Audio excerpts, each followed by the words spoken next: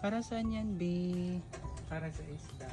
Magulang tayo na hinampalayang isda. Wow. So, harvest na natin yung ating wild ampalaya. Mas mapait to kaysa sa regular.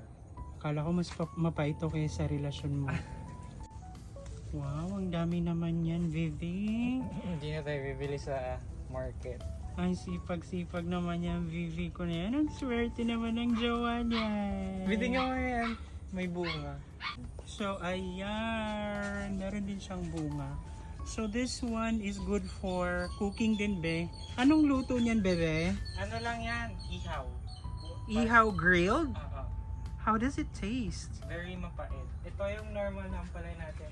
Look, may bunga na rin siya. Wow! Ayun, meron na rin siyang bunga. More harvest. There's our kalabasa. Ayan na. So ayun na guys, na. yung luto ni ate.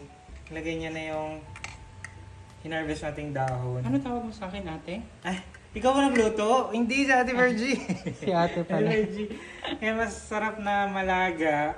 Eh, hindi niya nilagay lahat kasi masyadong marami. So, So, baka sobrang ma-overpower pait. yung oo. Wow!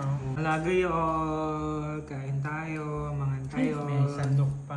Sarap. Taste test. Hindi sa ganun kapait. Sobrang ano lang, balance yung pagkakapait niya tsaka asim. Walang asim actually. Sarap.